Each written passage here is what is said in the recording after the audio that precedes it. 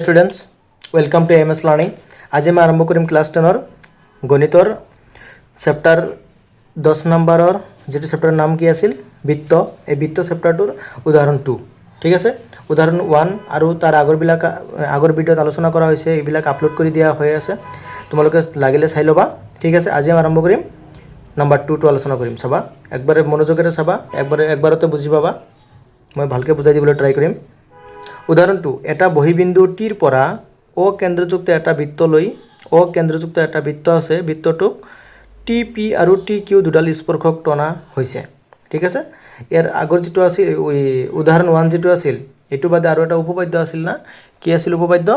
10.2। এই 10.2 উপপাদ্যৰ ভিতৰত চাবা ইয়াৰ নিচিনাকৈ আছে যে বহিবিন্দুৰ পৰা বৃত্তলৈ টনা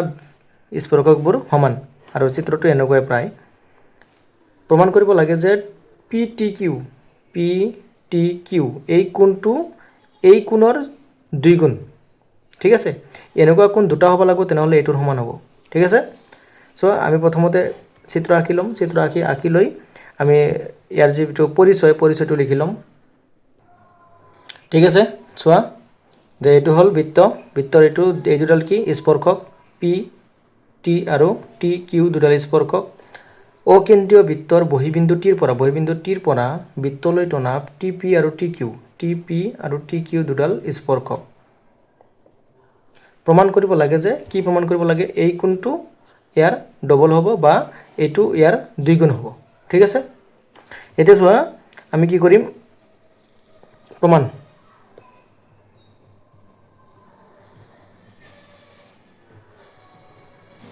আমি কি কৰিম, প্ৰথমতে এইটো কোণ আমি কি বুলি ধৰি ল'ম, থিতা বুলি ধৰি ল'ম। জাষ্ট এইটো সুবিধাৰ কাৰণে ধৰি ল'ম, যাতে তোমালোকে মানে কি বস্তুটো মনত থাকে যে আমাৰ বৃত্তৰ ভিতৰত এটা অংক আছে উদাহৰণ 2, আৰু এইটো চেপ্টাৰৰ উদাহৰণ 2 টো আমি থিতা বুলি ধৰিছিলোঁ। চোৱা তাৰপিছত প্ৰমাণ কি কৰিম, আমি প্ৰমাণ কৰাৰ সময়ত আগতে ধৰি ল'ম, ধৰা হ'ল angle P T Q equal to theta বুলি আমি ধৰি ল'লোঁ। এই কোণটো কি ধৰি ল'লোঁ, থিতা বুলি ধৰি ল'লোঁ ঠিক আছে। এইবাৰ আমি কি কৰিম চোৱা, যেহেতু আমি কি জানো যে বহিবিন্দুৰ পৰা বৃত্তলৈ টনা এইবিলাক কি সমান, এইটো আমি জানো। গতিকে যেহেতু সমান হয় তেনেহ'লে এই দুটা যদি সমান হয় এইটো ত্ৰিভুজত আমি কি এই কোণ আৰু এই কোণ সমান দেখুৱাব পাৰিম ঠিক আছে।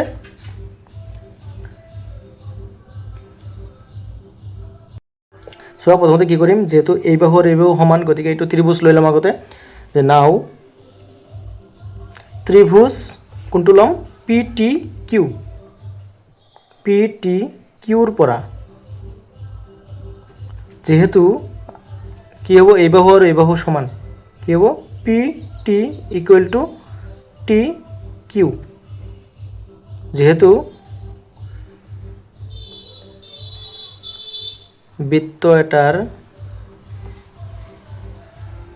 বহিবিন্দুৰ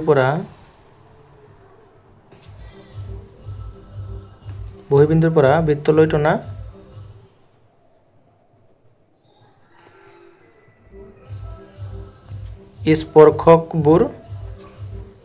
স্পৰ্শকবোৰৰ দৈৰ্ঘ্য কি আছিল,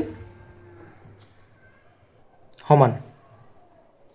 ঠিক আছে। যেহেতু বৃত্ত এটাৰ বহিবিন্দুৰ পৰা বৃত্তলৈ টনা স্পৰ্শকবোৰৰ দৈৰ্ঘ্য কি আছিল, সমান আছিল। যেহেতু সমান গতিকে এই কোণ আৰু এই কোণ সমান হ'ব না নাই, সমান বাহুৰ বিপৰীত কোণ। এতেকে angle T P Q equal to angle T Q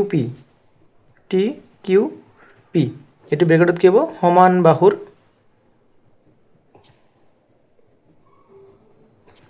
বিপৰীত কোণ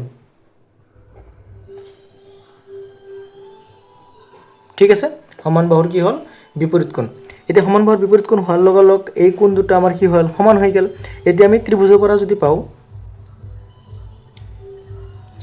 চ' মানে কি আছিল, গতিকে আমি কি কৰিব পাৰিম, এইটো প্লাছ এইটো লিখিব পাৰিম, P T Q plus,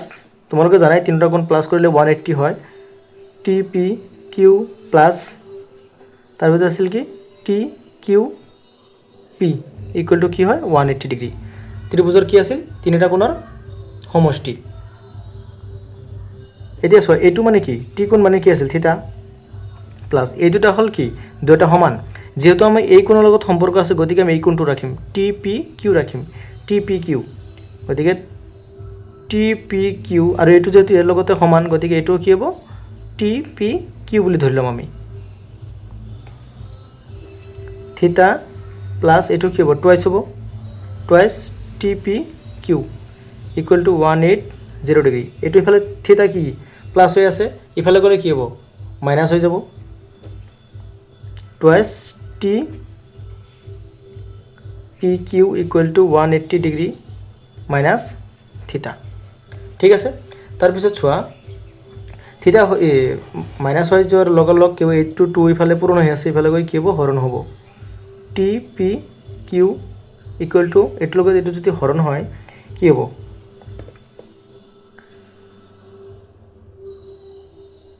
180 degree minus theta divided by 2 এইটো চোৱা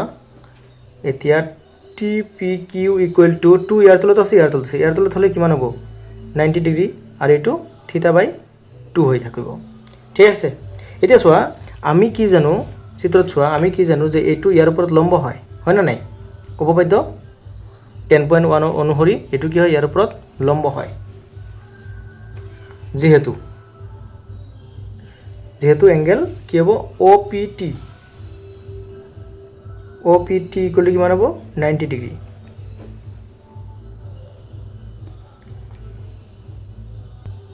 যেহেতু কি আছিল যেহেতু স্পৰ্শ বিন্দুৰ মাজেৰে যোৱা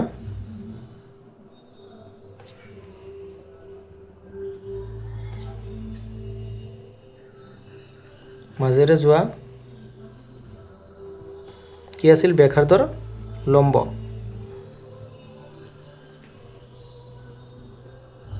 ঠিক আছে গতিকে এইটো 90 হ'ব আৰু এইটো 90 মানে কি চোৱা এইটো যদি 90 হয় তাহলে এই যে এই কোণ আৰু এই কোণ মানে ইয়াৰ পৰা দুটা কোণ আছে ইয়াৰ পৰা ইফালে এটা আহিছে আকৌ ইফালে এটা আহিছে ইফালে এটা গৈছে গতিকে এই কোণ আৰু এই কোণ প্লাস কৰিলে কিমান হ'ব 90 হ'ব তাৰমানে এই কোণটো আমি ভাঙি ল'ম তাৰমানে কি হ'ব angle OPQ plus angle TPQ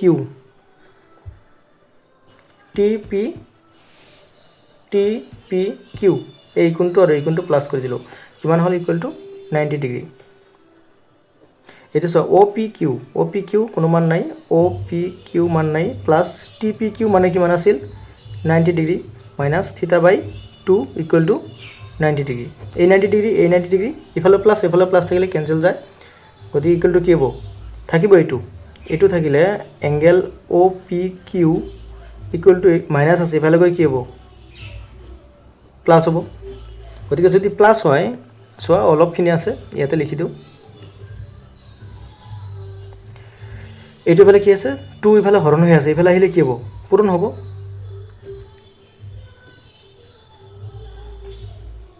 থিটা এতিয়া চোৱা 2 ইফালে ৰাখি দিয়া OPQ থিটা মানে কি আছিল এংগেল আমি কি ধৰি লৈছিলো যে PTQ আমাৰ কি প্ৰমাণ কৰিব লাগিছিল যে PTQ ইকুৱেল টু টুৱাইছ এইটো চোৱা এইটো এনসাৰ মিলিছে তুমি এইটো ইফালে আছে তুমি যদি কোৱা যে নহয় এইটো ইফালে ৰাখি দিম তথাপি হ'ব প্ৰবলেম নাই এইটো ইখিনি ৰাখিলেও প্ৰবলেম নাই ঠিক আছে একদম সহজ আৰু এইটো ভেৰি ইম্পৰ্টেন্ট পৰীক্ষাৰ কাৰণে এবাৰ পৰীক্ষাৰ কাৰণে বহুত ইম্পৰ্টেন্ট এইটো ঠিক আছে এইটো ভেৰি ইম্পৰ্টেন্ট